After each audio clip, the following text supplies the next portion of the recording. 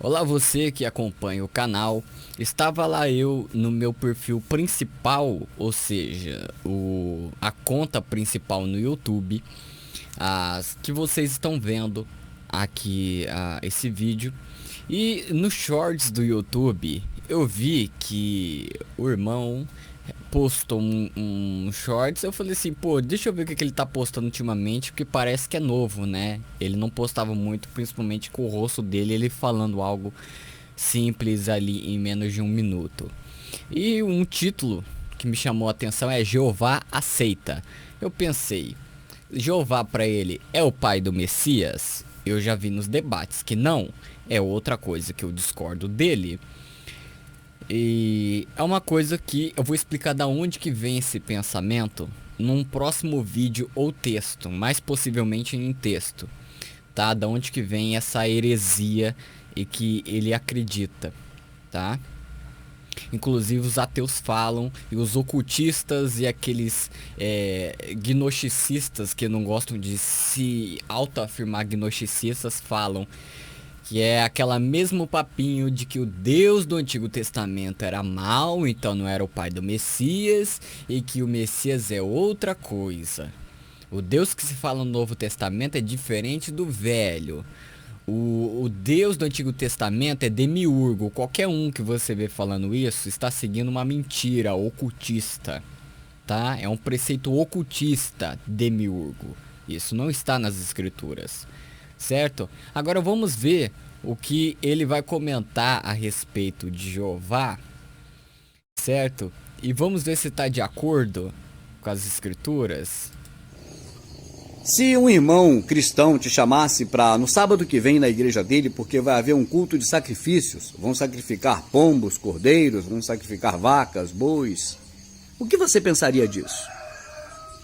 No Velho Testamento, no templo em Jerusalém, era exatamente isso que se fazia e dizia que era para Deus. O pai do Messias aceitaria sacrifício de touros, sangue de animais?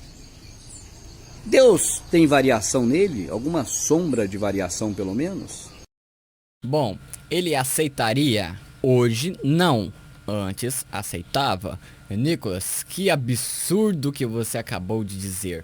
Não, a gente vai ver logo logo. Agora, há alguma sombra de variação? Não. Ou o Senhor, Criador do céu e da terra, sempre foi e será o mesmo? Sempre foi e será o mesmo. Se for o mesmo e ele aceitava sacrifícios no Velho Testamento, então você pode fazer sacrifícios para ele hoje também, porque ele não muda. Não necessariamente. O mandamento não foi para ele fazer algum sacrifício, ele matar o animal e ele se agradar com a oferenda, ou sei lá o que, com o sacrifício. Foi para o povo. E assim como o povo muda de acordo com as épocas, com as culturas, até mesmo mais básico falando a linguagem, a língua, o idioma, é claro que isso vai mudar dependendo de alguma coisa. E essa coisa, entre aspas, foi o sacrifício de Jesus na cruz, que foi uma mensagem eterna para deixar bem claro para todo mundo que ele rasgou o véu e findou as pedras do templo, certo? O véu que separava pessoas, ele rasgou isso nele, acabou nele, ele cumpriu a lei de Moisés nele, certo? A partir de lá, não que antes não tivesse, tá? Mas a partir de lá, nos evangelhos deixa claro que passa a valer a graça, não que antes não valia, mas é só um, como que eu posso dizer? É um chegar chegando para dizer, olha, entenda de uma vez por todas que aquilo foi necessário para a época e hoje é isso. Se quiser acompanhar as coisas daquele Velho Testamento, você anda em maldição, porque você quer cumprir alguma coisa, você vai cair em outra e se torna maldito dela. E você rejeita o sacrifício do Messias na cruz ao você tentar conciliar, a colocar vinho novo. Enfim, você sabe o que eu estou falando. Então, óbvio, por que que ele não aceitaria hoje? A gente vai ver no texto. Será que o Deus do Velho Testamento, que tinha templo, que fazia companhia... Quem que tinha templo? Deus do Velho Testamento? Quem é que escreveu sobre ele foram eles. Agora, eu leio o Velho Testamento a partir de Jesus, até porque ele é o próprio Deus que está lá no Antigo Testamento, tá? Ele é o próprio tetragrama, tá? O Espírito Santo também é Deus, certo? Portanto, não é uma pessoa, é um espírito. Até porque o nome já vem, né? O Ruach, certo? Rapaz, Parecer a sua glória no templo, aquela coisa toda, ele não era onipresente. Será que você ainda acha que ele é o pai do Messias? bom, sobre isso, né, a gente teria que entrar no texto, mas não é porque se faz presente em um lugar que ele deixa de ser, estar presente em outro, né? Não implica necessariamente isso. Mas vamos lá, resposta ao vídeo Jeová aceita. Bom, vamos lá. Vamos colocar os pingos nos is, já respondi as perguntas, né, para estabelecer um princípio para começar essa conversa. E vamos lá, a natureza imutável de Deus. Deus, de acordo com a escritura, é imutável, o que significa que sua natureza e caráter não mudam. Isso é claramente afirmado em passagens como Malaquias 3:6. Eu, o Senhor, não mudo. Agora, se eu não sei, né? Depende, né? Hoje nós temos variações dentro da teologia do século XIX, dessa seita, desse pensamento idiotado do século II depois de Cristo, que eu vou explicitar, vou discorrer mais, vou deixar mais claro ainda, vou trazer mais informações, mais referência bibliográfica a respeito, mais citações, tá?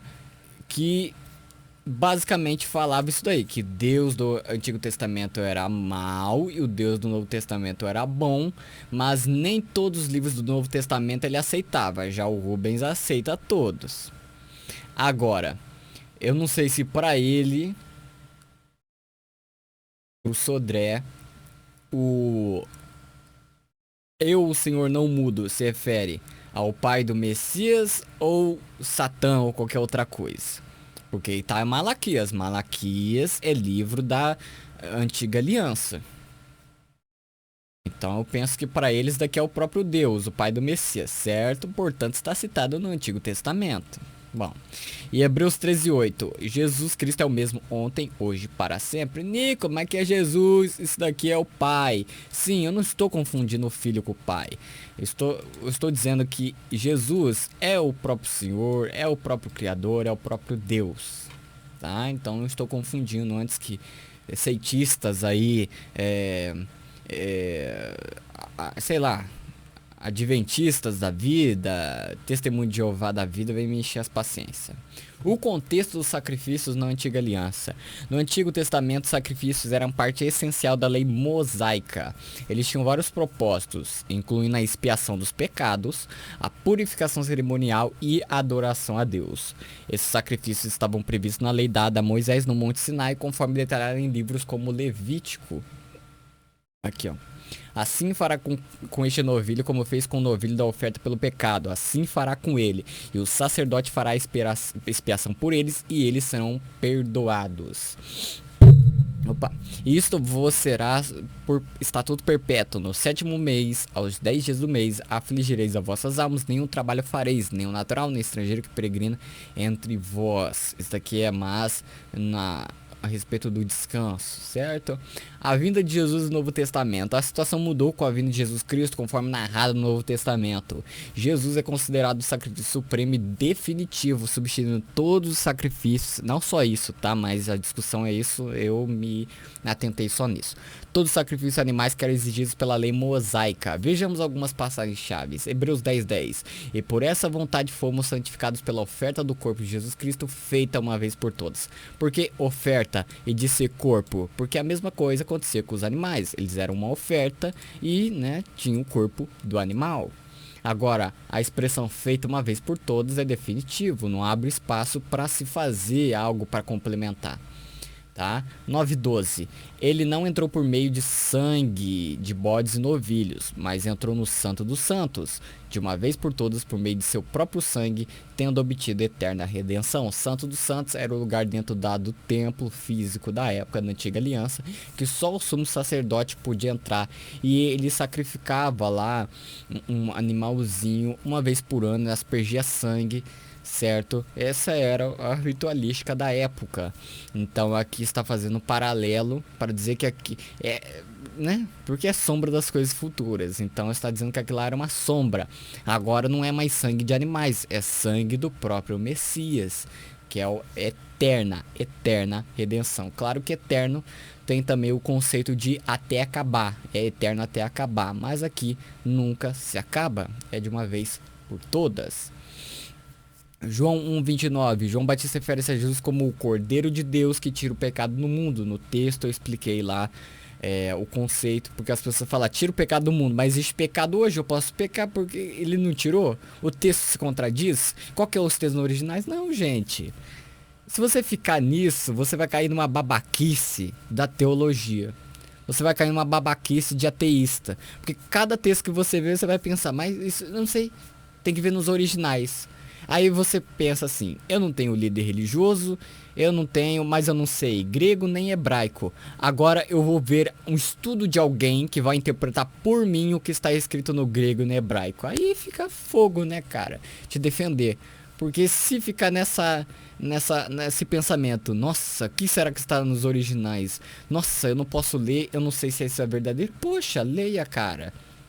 Você pode ler um livro espírita, você pode ler um livro de uma bruxa, você pode ler um livro de um maçom, você pode ler um livro de um gnosticista, até mesmo de um cristão. Olha só quem diria, até de um cristão. Se o que está escrito lá passa pelo crivo de Jesus, aquilo é inspirado, aquilo é de Deus, porque tudo que é bom provém dele. Agora, se não, joga fora. E eu posso dizer que a grande maioria você pode jogar fora no lixo. Tá? Agora o novo pacto. Com a vinda de Jesus, um novo pacto foi estabelecido entre Deus e a humanidade. Este novo pacto é baseado na graça e na fé em Jesus Cristo e não na observância da lei cerimonial do Antigo Testamento, que incluía os sacrifícios de animais. Tá? Jeremias 31 a 34 profetiza um novo pacto que Deus faria com Israel e Judá, que seria diferente do pacto feito na saída do Egito. E Hebreus 8,13, chamando-o de novo pacto, ele tornou obsoleto o primeiro. Isso que os cristãos não entendem, né? Até hoje. E o que se torna obsoleto e envelhecido, olha aí, já colocou adjetivo, obsoleto. Tá? A quantidade para se referir a algo anterior passado, primeiro. E se é novo é porque teve um primeiro. Se é novo é porque o outro é velho. Olha o outro adjetivo, obsoleto e envelhecido. E tem gente que quer praticar essas porcarias até hoje, né? Conforme os meus queridos irmãos e irmãs da Umbanda, do Candomblé, que na verdade, eu não sei porque os cristãos pegam no pé deles, né? Os cristãos são idiotas também nessa parte, porque eles não leem a própria Bíblia, né? Se eles forem ver pelo Levíticos, como eu demonstrei, pelo Pentateuco, precisamente, mas em Levíticos, as ordenanças, como que era esse conceito do Santo dos Santos, eles vão ver que se é para seguir o Velho Testamento igual os cristãos seguem até hoje, se é para ficar debaixo da lei, debaixo de maldição da lei, para ser acusado por Moisés, a quem eles têm por pai até hoje, bom, deixa eles fazer, porque eles estão mais próximos dos cristãos em agradar a Deus, nesse conceito, né? Errôneo, doentio dos cristãos do que os próprios cristãos, porque eles sacrificam animais até hoje, estão corretos. Eu não sei porquê, tá? Obviamente eu não estou falando por mim, eu não como carne, então, né, já o conceito de matar animal para mim já é bem diferente, mas também no conceito religioso também piora a situação. Agora, se for comparar quem está mais perto de agradar a Deus naquela época, estão eles. Mais um tapinha aí, ó, na cara dos cristãos aí, tá? Portanto, olha lá, o que se torna obsoleto e envelhecido está a ponto de desaparecer. Aqui ele deu um exemplo, certo? Do que é obsoleto e envelhecido está a ponto de desaparecer, sim. Você pode ver qualquer coisa, até mesmo com alimento, tá? Fica incomível, fica intragável. Não se dá mais para continuar com aquele alimento, ok? Então, não que estava a ponto de desaparecer quando o autor de Hebreus estava escrevendo, mas ele só estava dando uma uma uma explicação do que é obsoleto e envelhecido. Mas conforme o contexto geral de todo o livro de Hebreus, você vê que, obviamente, não é que estava a ponto de desaparecer, já extirpado por completo. Tá? A imutabilidade de Deus não significa que as práticas e os requisitos da lei cerimonial não possam mudar. Ou melhor, não possam deixar de existir mais como obrigação e nem como recomendação. A mudança nas práticas sacríficas se reflete o cumprimento das promessas e profecias feitas no Antigo Testamento, sombra, e não uma mudança na natureza ou caráter de Deus. Ok? Querer fazer essa pergunta, por que não se deve fazer hoje se Deus não muda? Meu Deus, é confundir algo que ele deu para um povo que muda, para uma pessoa que muda, e querer transferir para ele a responsabilidade. Não, ele não muda, certo? Mas o sacrifício que ele fez quando veio encarnado aqui na Terra, isso sim muda, ou vai dizer que não? Isso daí é querer pôr limite, é a mesma coisa que a teologia faz, é pôr limite a Deus. A vinda de Jesus e o estabelecimento do novo pacto é visto como um cumprimento do plano eterno de Deus para a redenção da humanidade.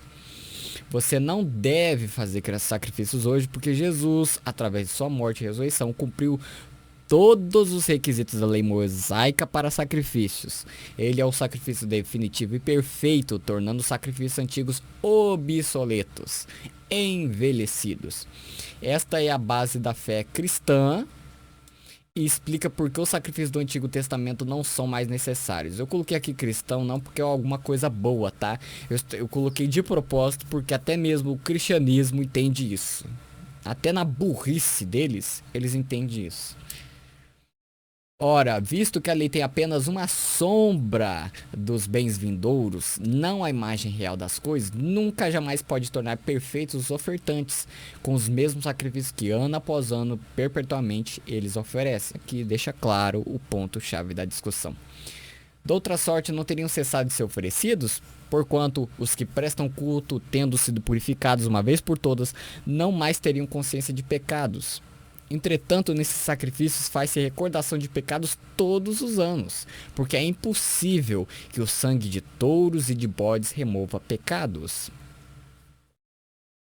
10:10-12. Nessa vontade é que temos sido santificados mediante a oferta do corpo de Jesus Cristo uma vez por todas. Ora, todo sacerdote se apresenta dia após dia a exercer o serviço sagrado e a oferecer muitas vezes os mesmos sacrifícios que nunca jamais podem remover pecados. Jesus, porém, tendo oferecido para sempre o único sacrifício pelos pecados, assentou-se à destra de Deus. Portanto, o livro de Hebreus argumenta que os sacrifícios de animais no Antigo Testamento eram insuficientes para expiar os pecados de maneira definitiva. Foi o sacrifício de Jesus, o Messias, o próprio Criador dos céus e da terra, que cumpriu e superou esses sacrifícios, oferecendo a expiação completa e final pelo pecado. Agora não podia deixar de faltar a análise gramatical de Hebreus 10:4, ok?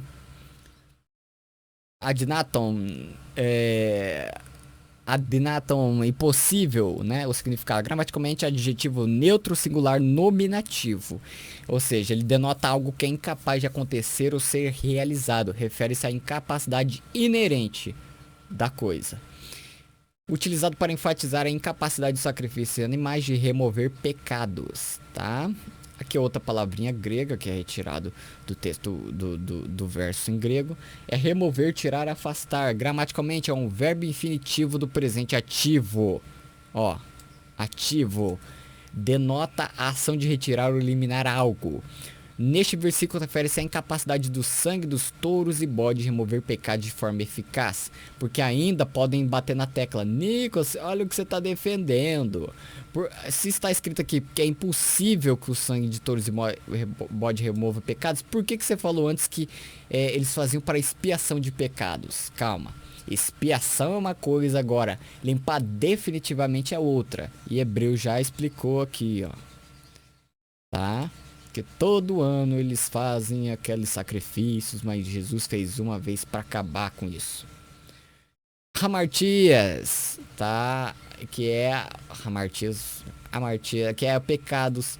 É um substantivo feminino plural genitivo. Ele refere-se a falhas morais ou ofensas contra Deus. Tá bom? Aqui eu incluí alguma coisa, mas eu não quis, devia ter apagado. Bom, análise do texto grego. A estrutura do texto grego de Hebreus 10:4 é direta e enfática.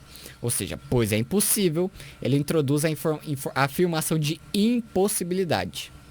O sangue de touros e bodes é o sujeito da frase. Remover pecados é o verbo infinitivo ativo indicando a ação que é impossível de ser realizado pelo sujeito. Português básico, tá? O termo impossível combinado com o remover, que nós analisamos ali, enfatiza a incapacidade completa dos sacrifícios de animais de proporcionar a remoção definitiva dos pecados. Outra palavrinha grega, adenaton, é impossível. Esse termo denota a incapacidade total, sem qualquer margem para exceção. Ao afirmar que é impossível que o sangue de touros e bodes remova pecados, o autor de Hebreus está enfatizando que esses sacrifícios eram insuficientes para expiação definitiva dos pecados. Por mais que se fazia, não era definitiva. Apontava para a sombra lá na frente. Tá? De novo, né? Remover, tirar, afastar. Qual que é a importância dele? Esse termo descreve a ação específica que é declarada impossível no contexto de Hebreus. Ele destaca que a remoção completa e definitiva dos pecados não pode ser realizada pelos sacrifícios animais. Né? Aquele mesmo que eu comentei. Se o verso claramente diz impossível remover pecados, porque Levítico 4:20 diz: assim fará com este novilho como fez com o novilho da oferta pelo pecado, assim fará com ele, e o sacerdote fará expiação por eles. Por quem? Pelo pecado. E eles serão perdoados. Quem? As pessoas e o pecado das pessoas. O texto hebraico, na Bíblia Hebraica Estudo de Gartência, que eu tenho aqui também, não vou pegar agora para não sair do foco aqui da câmera, mas eu tenho aqui também fisicamente, mas eu peguei no BibleWorks, que eu tenho aqui, que é a minha ferramenta também de trabalho para analisar esses textos. Diz que o sacerdote fará expiação pelo povo com o novilho da oferta pelo pecado, e a culpa dele será perdoada. O termo hebraico usado para expiação é kafar, que significa cobrir, purificar, fazer expiação, etc. O verbo nislar. Tem que ter o gutural e o lá é lá, que tem o lamed aqui, tá?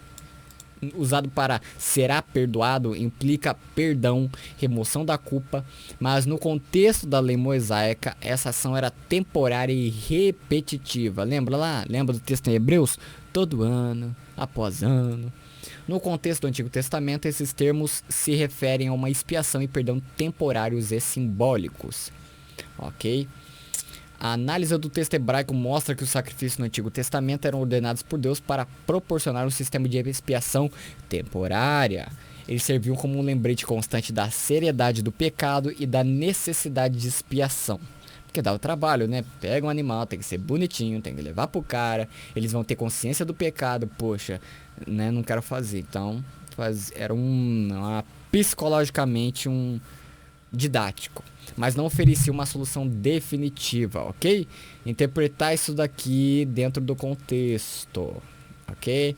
Então, o texto grego da Septuaginta, eu coloquei aqui o que é Septuaginta? Não, eu coloquei em outro texto. Septuaginta, gente, é a tradução grega do Antigo Testamento. A tradição afirma que foram 70 ou 72 homens sábios que traduziram, eles pegaram o Antigo Testamento em hebraico e escreveram para o grego. Agora, qual que é a importância disso e por que eu estou analisando aqui? Porque sabia que porque é outra coisa que eu discordo do Rubens, tá? Que ele diz que texto grego é manipulado, que não serve, mas sabia que todas as vezes, pelo menos das que eu analisei, que Jesus cita o Antigo Testamento, e algumas vezes, porque eu analisei todas as vezes que os escritores do Novo Testamento vai citar o Antigo, eles não tiram do texto hebraico, eles tiram da Septuaginta.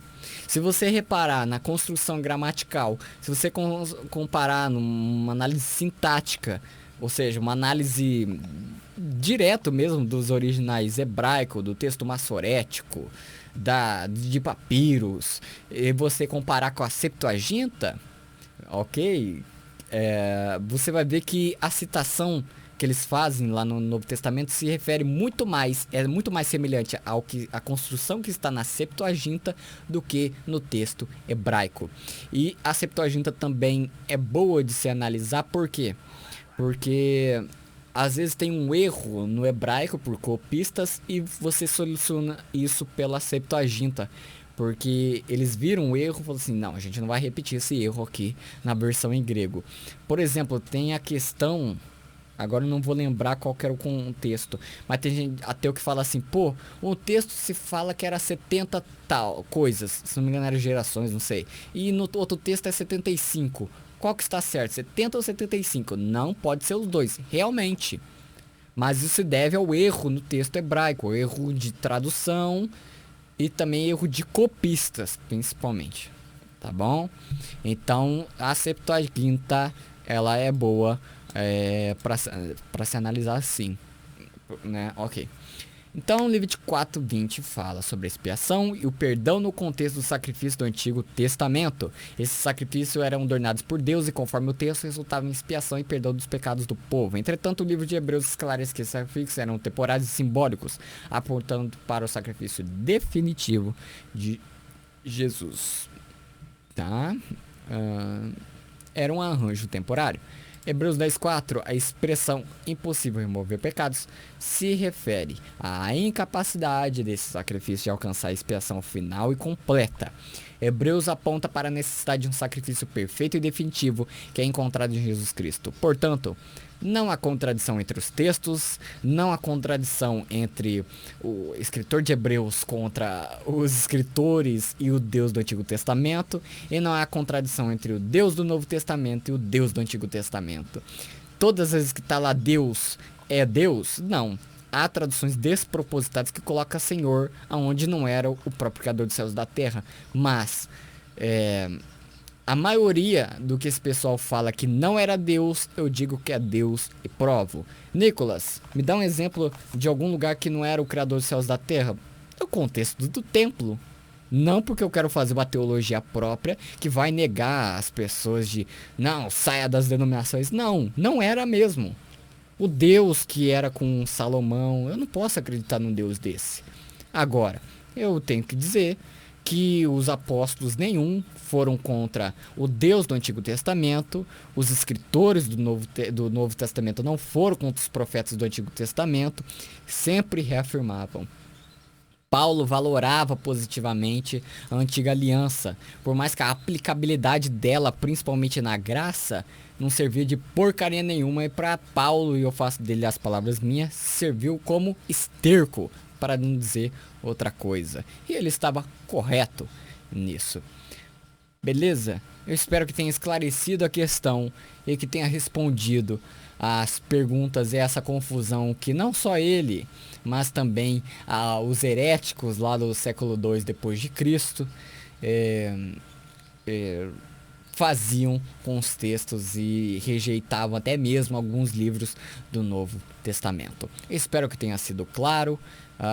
Eu vou fazer um texto aí, espero que seja curto, dizendo da onde que vem esse pensamento. Beleza? Que Deus continue abençoando, e Ele é o mesmo ontem, sempre, sempre será. Tá bom? Muito obrigado. Tchau, tchau.